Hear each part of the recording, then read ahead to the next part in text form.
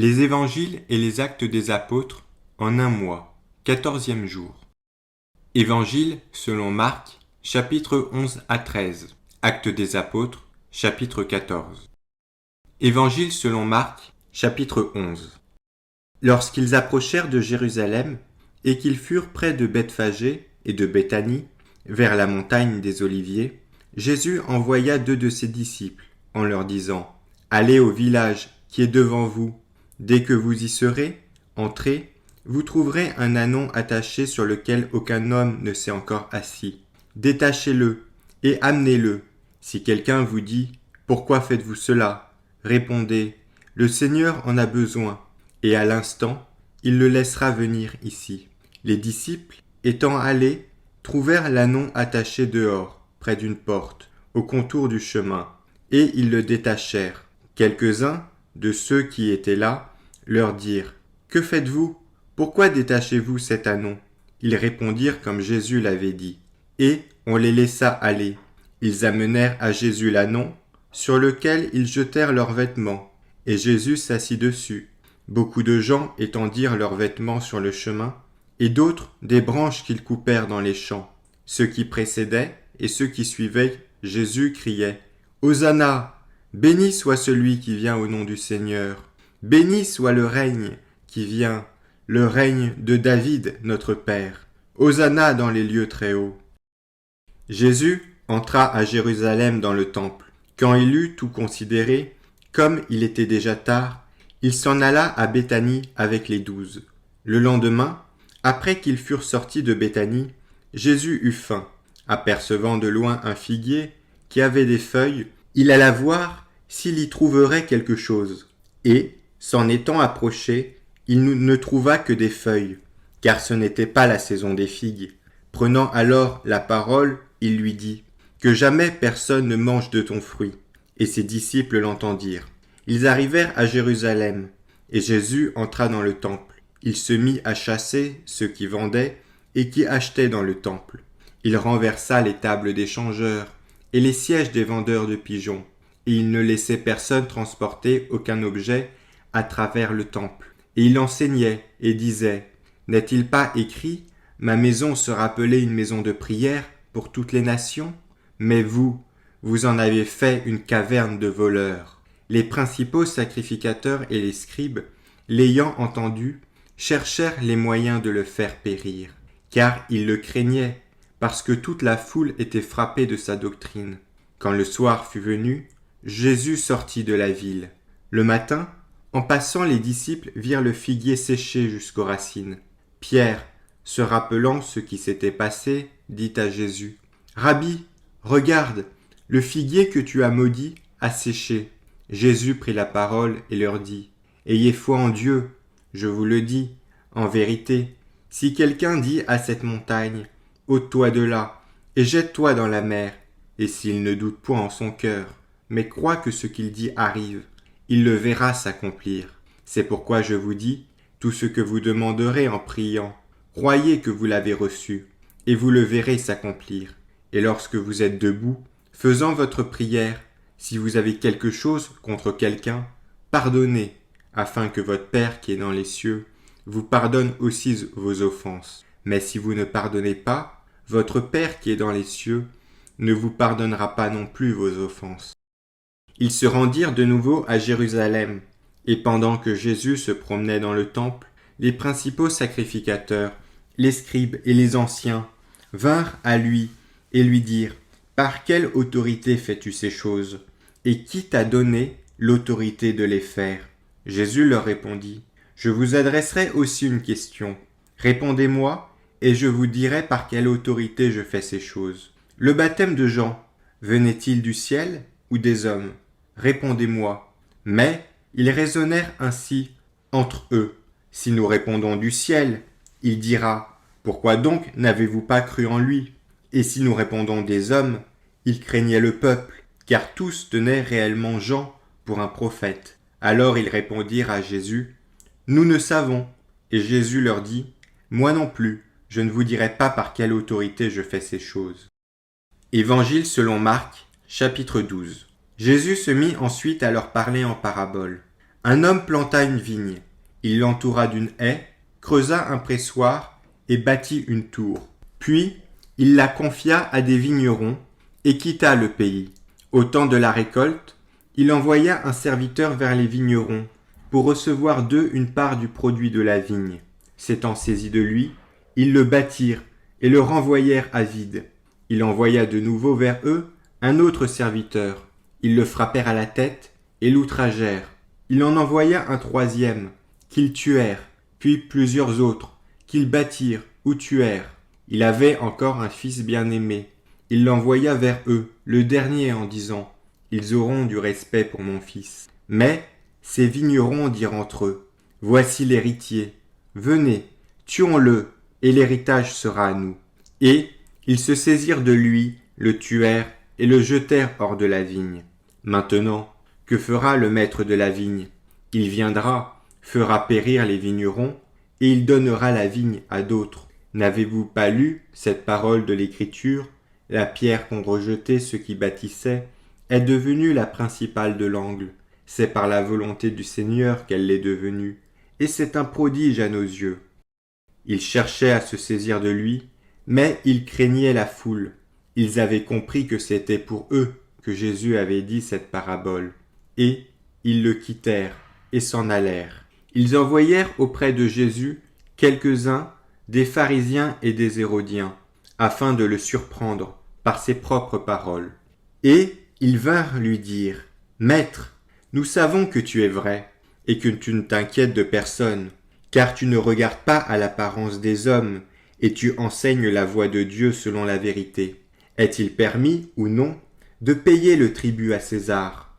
Devons-nous payer ou ne pas payer? » Jésus, connaissant leur hypocrisie, leur répondit « Pourquoi me tentez-vous? Apportez-moi un denier, afin que je le voie. » Ils en apportèrent un.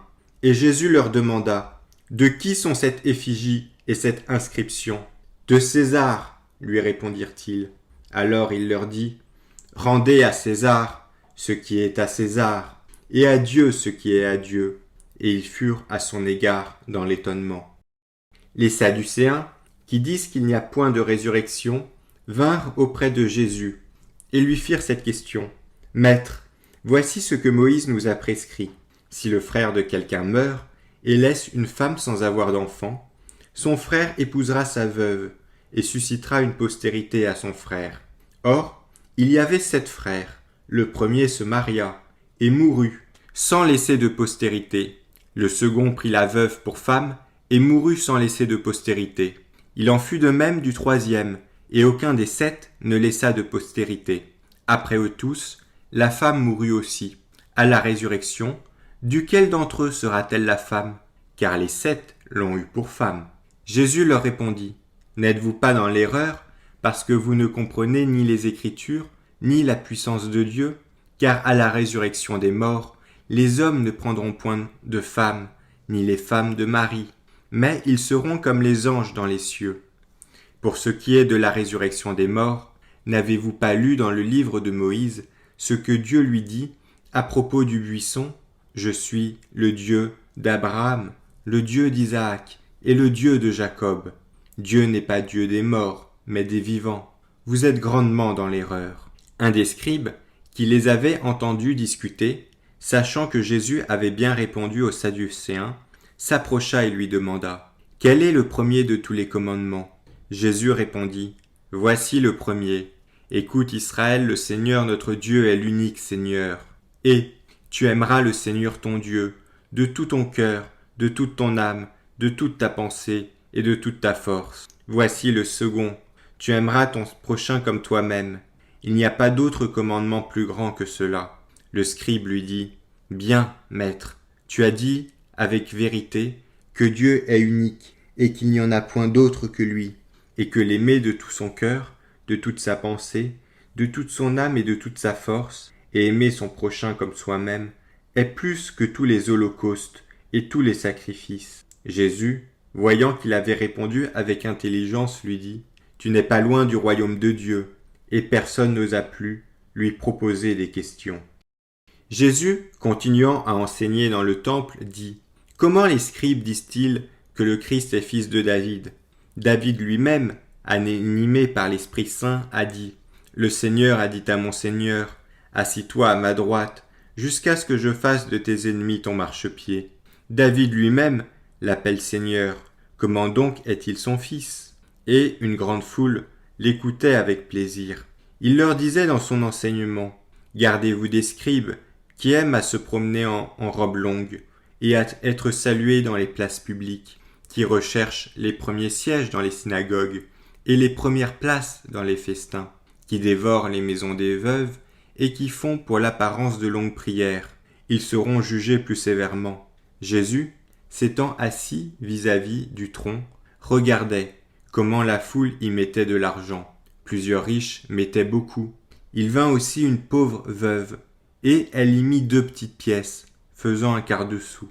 Alors Jésus, ayant appelé ses disciples, leur dit « Je vous le dis en vérité, cette pauvre veuve a donné plus qu'aucun de ceux qui ont mis dans le tronc, car tous ont mis de leur superflu, mais elle a mis de son nécessaire, tout ce qu'elle possédait, tout ce qu'elle avait pour vivre. » Évangile selon Marc, chapitre 13. Lorsque Jésus sortit du temple, un de ses disciples lui dit « Maître, regarde quelle pierre et quelle construction !» Jésus lui répondit « Vois-tu ces grandes constructions ? Il ne restera pas pierre sur pierre qui ne soit renversée. » Jésus s'assit sur la montagne des Oliviers, en face du temple, et Pierre, Jacques, Jean et André lui firent en particulier cette question. « Dis-nous quand cela arrivera-t-il, et à quel signe connaîtra-t-on que toutes ces choses vont s'accomplir ?» Jésus se mit alors à leur dire « Prenez garde que personne ne vous séduise, car plusieurs viendront sous mon nom, disant « C'est moi », et ils séduiront beaucoup de gens. Quand vous entendrez parler de guerre et de bruit de guerre, ne soyez pas troublés, car il faut que ces choses arrivent. Mais ce ne sera pas encore la fin. Une nation s'élèvera contre une nation, et un royaume contre un royaume. Il y aura des tremblements de terre en divers lieux, il y aura des famines. Ce ne sera que le commencement des douleurs. Prenez garde à vous-même. On vous livrera aux tribunaux, et vous serez battus de verges dans les synagogues. Vous comparaîtrez devant des gouverneurs et devant des rois à cause de moi, pour leur servir de témoignage. Il faut premièrement que la bonne nouvelle soit prêchée à toutes les nations.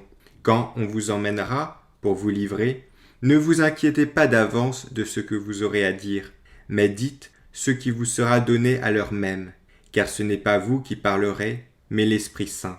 Le frère livrera son frère à la mort, et le père son enfant.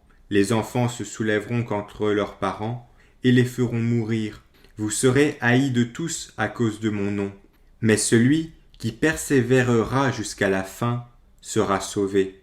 Lorsque vous verrez l'abomination de la désolation, dont le prophète Daniel a parlé, établie là où elle ne doit pas être, que celui qui lit fasse attention. Alors que ceux qui seront en Judée fuient dans les montagnes, que celui qui sera sur le toit ne descende pas et n'entre pas pour prendre quelque chose dans sa maison, et que celui qui sera dans les champs ne retourne pas en arrière pour prendre son manteau. Malheur aux femmes qui seront enceintes et à celles qui allaiteront en ces jours-là. Priez pour que ces choses n'arrivent pas en hiver. Car la détresse en ces jours sera telle qu'il n'y en a point eu de semblable depuis le commencement du monde que Dieu a créé jusqu'à présent et qu'il n'y en aura jamais. Et si le Seigneur n'avait abrégé ces jours, personne ne serait sauvé, mais il les a abrégés à cause des élus qu'il a choisis. Si quelqu'un vous dit alors « Le Christ est ici » ou « Il est là », ne le croyez pas, car il s'élèvera de faux Christ et de faux prophètes. Ils feront des prodiges et des miracles pour séduire les élus, s'il était possible. Soyez sur vos gardes, je vous ai tout annoncé d'avance. Mais, dans ces jours, après cette détresse, le soleil s'obscurcira, la lune ne donnera plus sa lumière, les étoiles tomberont du ciel, et les puissances qui sont dans les cieux seront ébranlées. Alors, on verra le Fils de l'homme venant sur les nuées, avec une grande puissance et avec gloire. Alors, il enverra les anges, et il rassemblera les élus des 4 vents, de l'extrémité de la terre jusqu'à l'extrémité du ciel. Instruisez-vous par une comparaison tirée du figuier. Dès que ses branches deviennent tendres et que les feuilles poussent, vous connaissez que l'été est proche. De même, quand vous verrez ces choses arriver, sachez que le Fils de l'homme est proche, à la porte. Je vous le dis en vérité, cette génération ne passera point que tout cela n'arrive. Le ciel et la terre passeront, mais mes paroles ne passeront point.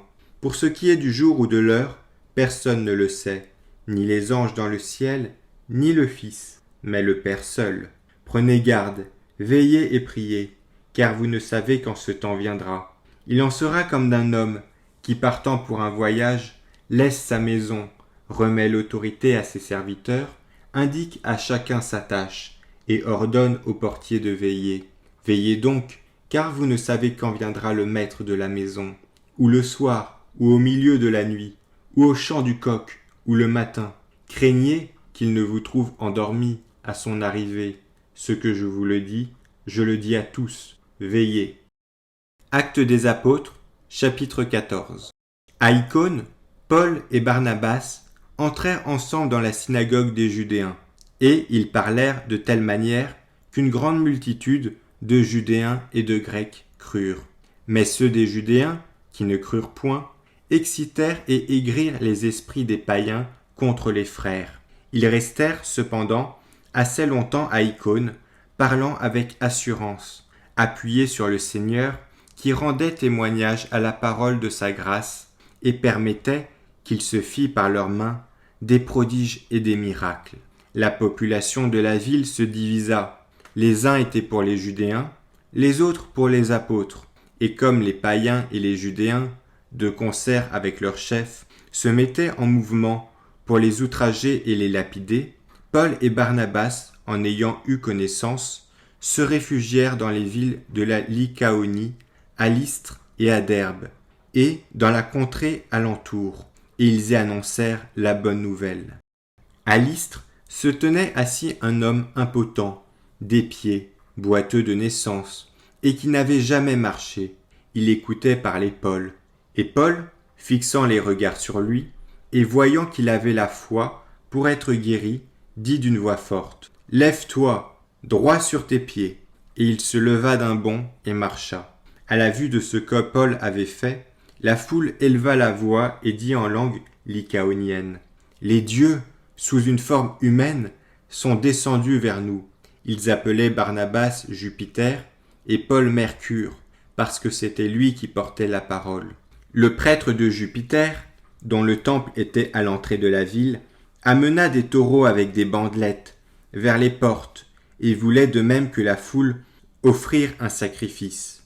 Les apôtres Barnabas et Paul, ayant appris cela, déchirèrent leurs vêtements et se précipitèrent au milieu de la foule en s'écriant « Ô hommes, pourquoi agissez-vous de la sorte? Nous aussi, nous sommes des hommes, de la même nature que vous, et, vous apportant une bonne nouvelle, nous vous exhortons à renoncer à ces choses vaines pour vous tourner vers le Dieu vivant, qui a fait le ciel, la terre, la mer et tout ce qui s'y trouve.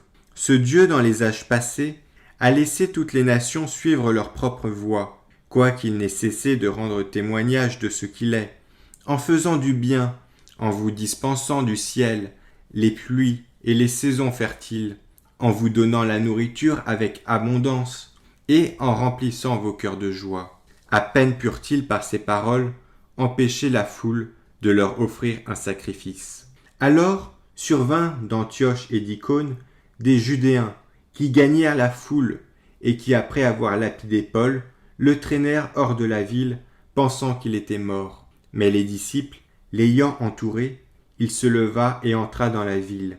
Le lendemain, il partit pour Derbe avec Barnabas. Quand ils eurent évangélisé cette ville et fait un certain nombre de disciples, ils retournèrent à Lystre, à Icône et à Antioche, fortifiant l'esprit des disciples, les exhortant à persévérer dans la foi, et disant que c'est par beaucoup de tribulations qu'il nous faut entrer dans le royaume de Dieu.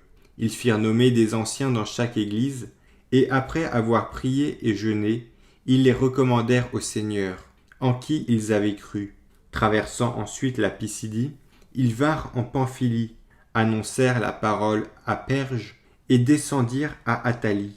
De là, ils s'embarquèrent pour Antioche, d'où ils avaient été recommandés à la grâce de Dieu pour l'œuvre qu'ils venaient d'accomplir. Après leur arrivée, ils convoquèrent l'Église et ils racontèrent tout ce que Dieu avait fait avec eux et comment il avait ouvert aux nations la porte de la foi. Et ils demeurèrent assez longtemps avec les disciples.